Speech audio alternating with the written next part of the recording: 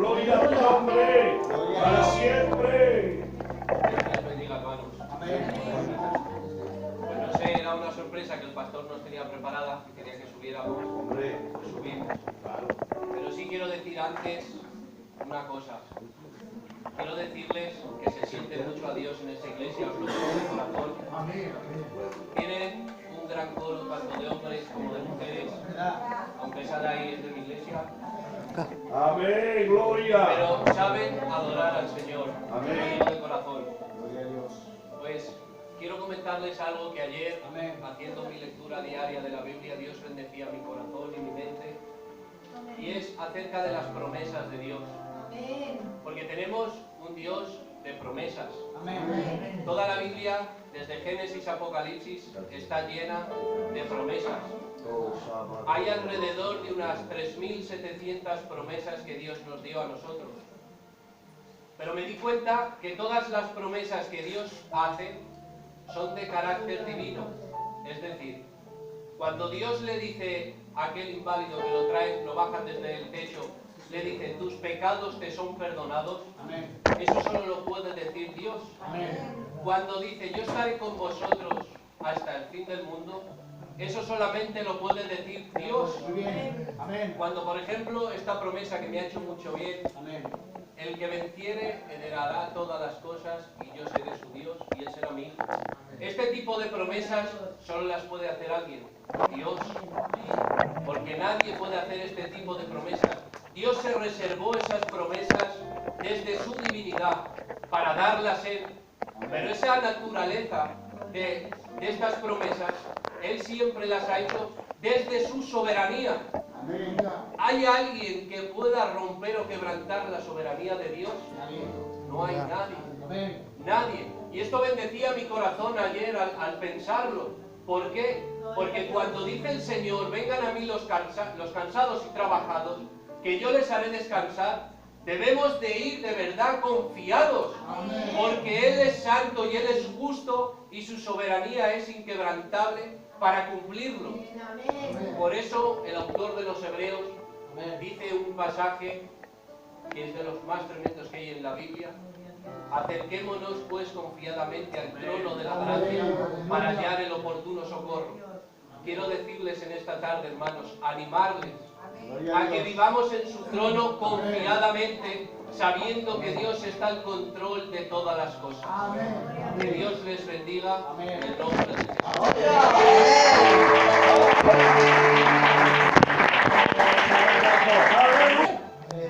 Saben que vengo, cada vez que puedo escaparme, vengo aquí, siempre que no haya culto en mi iglesia.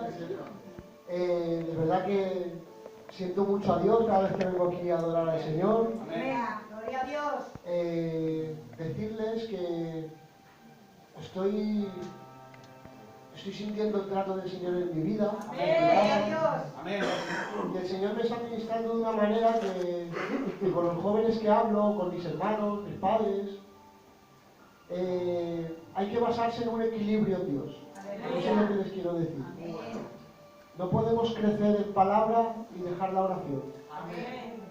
Me ponía un ejemplo el Señor en el corazón que, si les digo la verdad, no sé si lo he soñado, si lo he escuchado, no lo sé. Pero me veía como un árbol muy estrecho, un árbol muy largo, muy largo, muy largo. Imagínense un árbol de 20 metros, pero con ese tronco. A la que viene un viento o una lluvia, lo parte. Era árbol, tenía raíz, tenía fruto, pero era frágil. Y es porque no estaba completo. El equilibrio es la base de todo cristiano y todo cristiano. Si leen, que es muy bueno, también oren, que es mejor.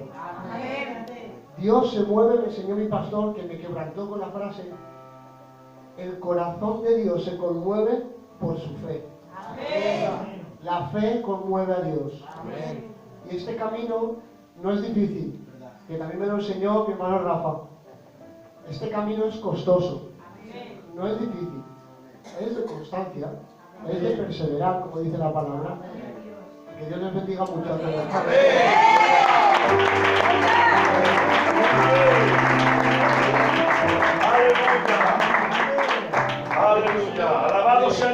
Señor. Amén. A ver cuántos para el Señor pueden decir un fuerte gloria a Dios.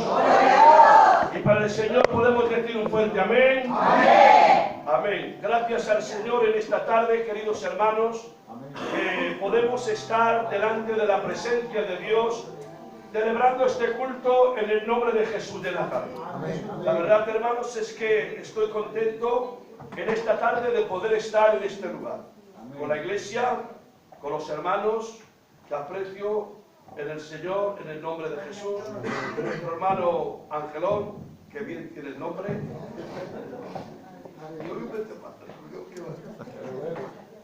Que estoy contentísimo, hermanos, de poder estar en esta tarde en este lugar, compartiendo este culto. Yo no sé, hermanos, llevo toda la tarde pensando en una palabra para predicarla, y a última hora parece ser que la mente se me ha ido a otro pasaje. Lo he predicado muchas veces. En esta tarde voy a intentar predicarlo. Si no puedo predicarlo, voy a tener la intención, tengo la intención en el corazón de que las pocas palabras que diga que lleguen a la médula del alma. Amén. Para que en esta tarde la palabra de Dios pueda hacer algo en nuestra vida. Yo decía una vez predicando, ya que no se ven muchos resultados en sanidades y milagros, por desgracia, por lo menos que cuando estemos en el culto, lo poco que hacemos, que salgamos satisfechos de lo que hacemos para la gloria del Señor. Amén. Así que esta tarde quisiera leerles un pasaje de la Biblia. Amén. En el libro, en la primera carta del apóstol San Pablo a la iglesia de los Corintios.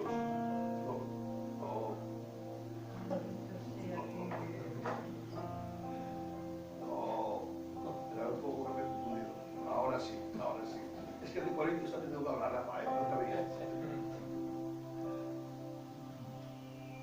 La carta del apóstol San Pablo a la iglesia que estaba en Roma, en el capítulo 1 y en el verso desde el 12 en adelante, leemos la escritura, la palabra del Señor. Y dice así la palabra, dice: esto es para ser mutuamente confortados por la fe que nos es común a vosotros y a mí. Pero no quiero, hermanos, que ignoréis que muchas veces me he propuesto ir a vosotros, pero hasta ahora he sido estorbado, para tener también entre vosotros algún fruto como entre los demás gentiles. A griegos y a no griegos, a sabios y a no sabios soy deudor. Así que, en cuanto a mí, pronto estoy a anunciaros el Evangelio también a vosotros que estáis en Roma, porque no me avergüenzo del Evangelio, porque es poder de Dios para salvación a todo aquel que cree, al judío primeramente y también al griego. Amén. Amén. Y sigue diciendo: porque en el Evangelio la justicia de Dios se revela por fe y para fe, y como está escrito, mas el justo por la fe vivirá, en el nombre de Jesús de Nazaret. Amén. Que Dios en esta tarde bendiga esta escritura de la palabra del Señor en nuestros corazones, y que el Señor la haga prosperar para aquello que nos manda y nos envía su bendita palabra, en el nombre de Jesús de Nazaret. Amén. Tengo que decirles, hermanos, que el apóstol Pablo, hasta estos momentos que estaba escribiendo esta carta, Pablo no conocía a la iglesia que estaba en Roma. No la conocía. Dice algún comentario, queridos hermanos, del apóstol Pablo tocante a la iglesia de Roma, que pudiera ser que alguno de sus discípulos fuera el que predicó el Evangelio allí en Roma, alguno de sus convertidos. Otros dicen, queridos hermanos, que fue alguno de los que vinieron al día del Pentecostés, que vino el viento recio, y dice la Biblia, queridos hermanos, que cuando fueron llenos del Espíritu Santo, empezaron a predicar la palabra del Señor. Y dice la Biblia, queridos hermanos, que se convirtieron los mensajes, si no me confundo, en unos 5.000 personas, y en otros 3.000 personas se convirtieron. Y de allí dice algún comentario que salieron y se fueron a sus lugares de residencia, y que cuando fueron a sus lugares, los que estaban en el día del Pentecostés, en aquella fiesta, dice algún comentario que empezaron a predicar el Evangelio por donde pasaban. Y algún comentario dice que se convirtieron los de Roma de los que vinieron del día del Pentecostés. Yo no sé si sería en el día por los del día del Pentecostés o si sería por alguno de los convertidos del apóstol Pablo. Lo que sí tengo que decirles es que la iglesia se convirtió y Pablo todavía no conocía aquella iglesia personalmente.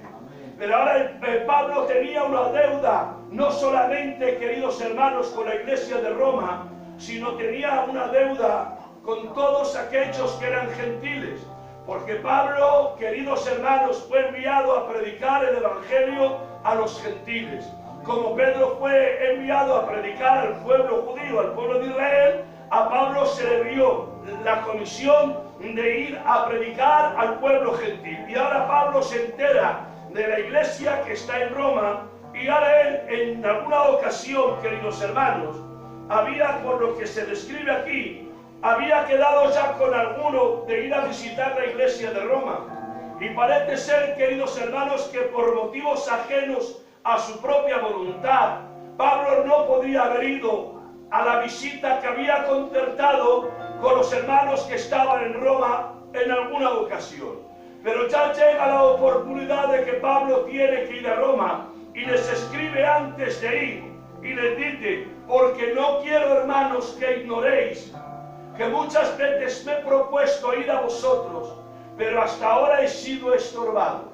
Dice el apóstol Pablo: porque soy deudor a griego y a no griego, soy deudor a sabios y a no sabios, hablando, queridos hermanos, de que era apóstol de los gentiles. Y dice: porque yo estoy pronto a anunciaros el Evangelio. Amén. ¿Por qué? Y dice: porque el Evangelio es poder de Dios para salvación. Amén. A todo aquel que cree, al judío primeramente y también al griego. Porque la justicia de Dios se revela por fe y para fe, y como está escrito: mas el justo por la fe vivirá. Amén. Tengo que decirles, queridos hermanos, que cuando Pablo va a predicarles el Evangelio, no va con un evangelio mediocre, no va con un evangelio, hermanos, aprendido de rutina, no va con un evangelio, hermanos, como cualquiera otra de las religiones que había en aquel tiempo, no. Pablo, cuando iba a predicar en el poder del evangelio. Por eso Pablo, cuando iba a predicar, queridos hermanos, a las naciones, a los pueblos, a las aldeas, a las ciudades, revolucionaba por el lugar donde pasaba, porque tenía un evangelio de poder. El mensaje que predicaba Pablo era un mensaje que impactaba a la gente, porque cuando Pablo predicaba, la gente era bautizada en el Espíritu Santo. Cuando Pablo predicaba, los demonios se manifestaban. Cuando Pablo predicaba, las almas se convertían. Cuando Pablo oraba y cantaba, las cárceles más profundas se convertían en un cacho de cielo. ¿Y saben por qué? Porque Pablo predicaba un evangelio que impactaba. Pablo predicaba un evangelio, queridos hermanos, de poder. Y en esta tarde tengo que decirlo, estamos a falta, perdonadme, conjuntamente con el pastor, perdonadme, estamos a falta, hermanos, de que el poder de Dios se mueva en medio de la iglesia. Perdonadme, hermanos, estamos viviendo una vida tan mediocre, una vida tan rutinaria, que nos conformamos con la hora del culto, con echar a la ofrenda, con hacer una simple oración, con eso tapar mi conciencia y llegar al día de mañana. Pero en esta tarde te digo, el Evangelio de Jesucristo no es eso. El Evangelio de Jesucristo es poder y demostración del Espíritu Santo en el nombre de Jesús de Nazaret. Por eso Pablo, es mi madre, canta. Echa un traguín, venga, sonrira que Cristo les ama, Gloria a Dios. Por eso Pablo, cuando fue a la iglesia de Corintios, les tiene que decir: mirad, no he ido entre medio de vosotros con mucha sabiduría. No he ido dándomelas de que sabía, porque Pablo sabía. Dice: no, pero me hice entre vosotros, vine con debilidad, y os prediqué el evangelio de la cruz. Amén. Les dijo, pues prediqué a Cristo y a Cristo crucificado. Amén. Y cuando escucharon el mensaje de Pablo en medio de Corintios, los corintios se convirtieron. Dejaron, queridos hermanos, todo el paganismo que tenían y se convirtieron al Señor. Y se levantó una iglesia poderosa y tremenda, con los dones del Espíritu Santo, con las manifestaciones de Dios en medio de la iglesia. Y es porque Pablo no dejaba su propio sello. Pablo lo que dejaba era el sello del Espíritu Santo por donde pasaba. Y hoy día es lo que nos hace falta en la iglesia. Necesitamos volver a tener, lo repito, con dolor en el corazón, y yo también, necesitamos volver a tener, queridos hermanos, el evangelio de poder. Ese evangelio que por donde se predicaba, queridos hermanos, las almas se convertían. Yo lo he hecho falta, hermanos. ¿Qué queréis que os diga? En las iglesias donde estamos, pasamos y parece que vamos pasando como el tiempo. A ver qué tiempo, yo lo hablo por mí, a ver el tiempo que pasa, a ver lo que hago, para que cuando salga de aquí me digan que he estado tanto tiempo, que he hecho aquello y he hecho lo otro. Y ahora digo yo, ¿dónde está, hermanos, el poder del evangelio en las almas que han venido al culto mientras yo he estado predicando el evangelio en una iglesia? Amén. Que eso es lo importante. Lo importante en un culto, cuando se predica la palabra, es que la palabra cambia algo. Es que cambia algo del corazón. Porque si no cambia nada, que adelantamos. Sí, bonitas palabras. Hay gente elocuente.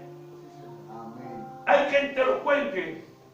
Mirad, hace muchos años estábamos allí en la zona donde soy, y vinieron dos hermanicos a una reunión de predicadores, y subió uno, hermanos, que palabra de honor, que era un fenómeno diciendo palabras bonitas.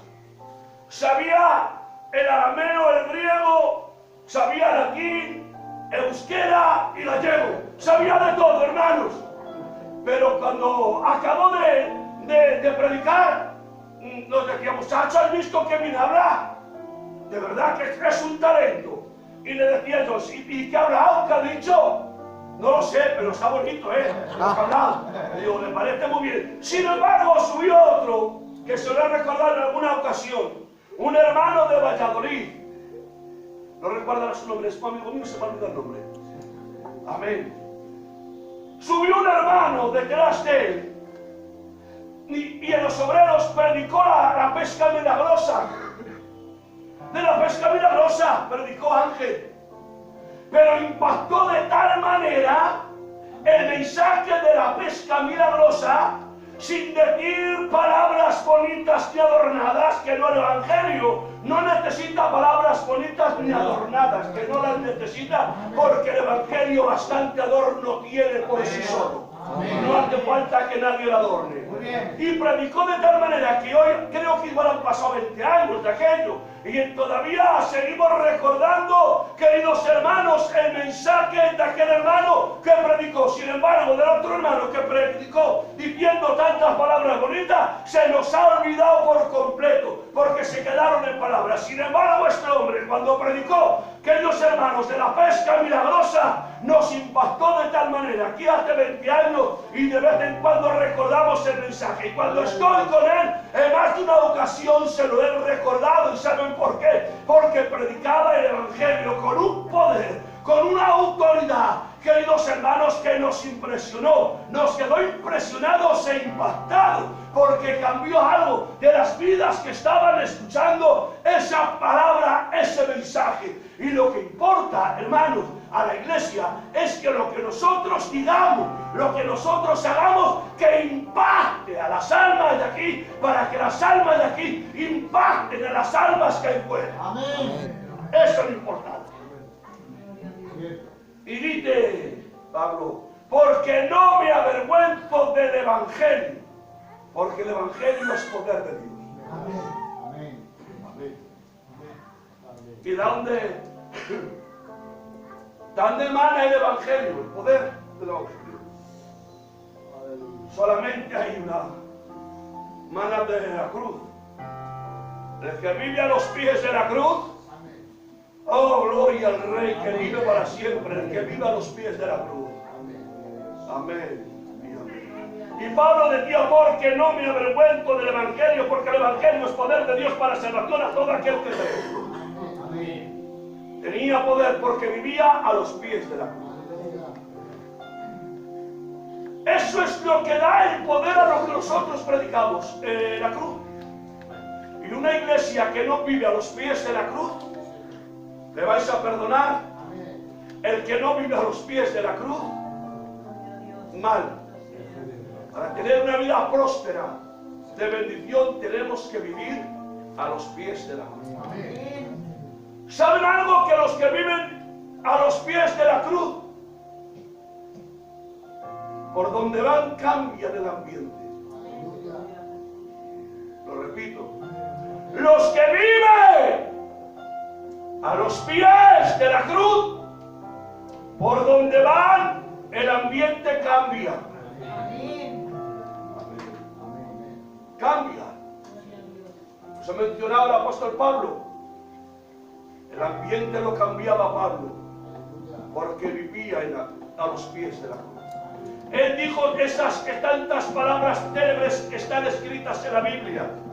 Mas ya no vivo yo, mas vive Cristo en mí. Y lo que vivo en la carne, lo vivo en la fe del Hijo de Dios. Todo lo puedo en Cristo porque Él me fortalece. Y Él decía, aprender de mí, dice así como más o menos, dice así como yo aprendo de Él. O sea, era un ejemplo, porque vivía a los pies de la cruz. Si quieres ser un ejemplo para los creyentes y para los de fuera, vive a los pies de la cruz. Amén. Para los que viven a los pies de la cruz no hay momentos malos. Lo repito. El que vive a los pies de la cruz no tiene momentos malos.